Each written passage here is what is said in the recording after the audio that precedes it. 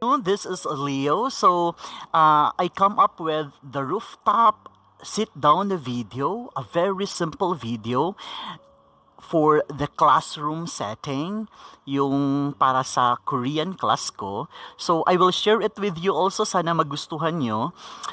It's edited by Wosun Bay, our teacher or professor in Korean Cultural Center.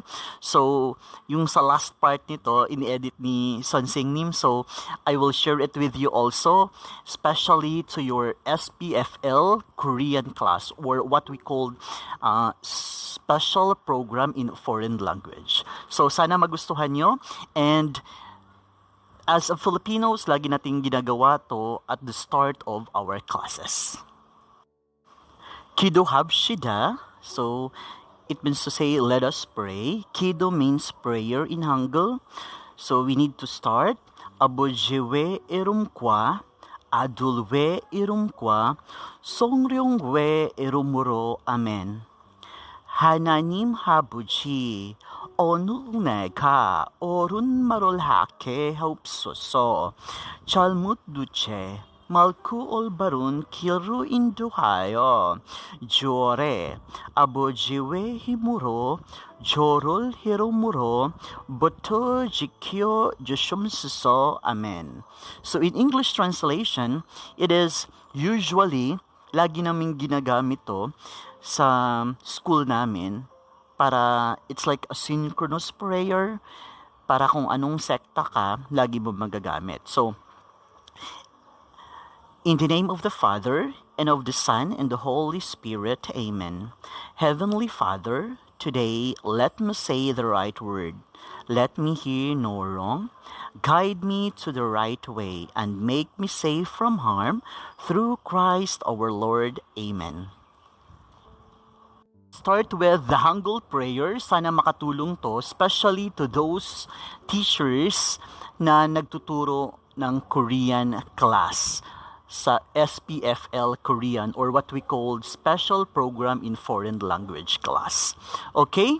So, we start with the Hangul prayer. Kiduhamshida, let us pray. So, Kiduhamshida, Abujiwe erumkwa, Adulwe erumkwa, Songryongwe erumro. Amen. 하나님 아버지, 오늘 내가 옳은 말을 하게 없소서. 잘못 두채 말고 올바른 길로 인도하여 주오래. 아버지의 힘으로 저를 이름으로 부터 지켜 주시옵소서. Amen.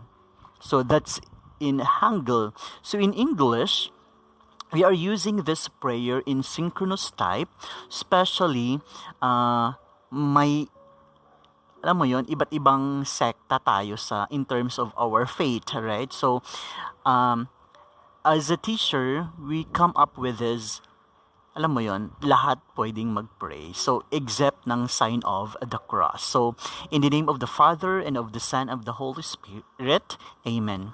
Heavenly Father, today let me say the right word. Let me hear no wrong.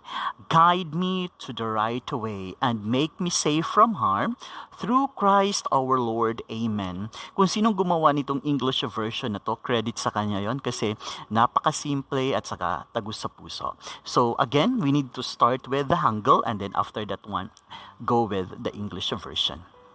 So, kidohabshida, abujewe erumkwa, adulwe erumkwa, songryongwe erumuro. Amen. 하나님 아버지, 오늘 내가 옳은 말을 하게 하옵소서. 잘못 두채 말고 올바른 길로 인도하여 주오래. 아버지의 힘으로 저를 이름으로 부터 지켜 주시옵소서. Amen. In the name of the Father, and of the Son, and of the Holy Spirit, Amen. Heavenly Father, today let me say the right word. Let me hear no wrong. Guide me to the right way, and make me safe from harm, through Christ our Lord. Amen. for the last one, we need to familiarize with the Hangul prayer, which is Kido. Kido prayer. So, Kido Hamshida, let us pray. Abujiwe erumkwa, adulwe erumkwa, songyungwe irumuro. Amen. Hananim hapuji, onu nega, orun marulhake haupsuso, chalmut duce, malku ulbarun kilru induhayo, jore, abujiwe himuro, jorul heromuro, buto jikyo joshumsuso. Amen.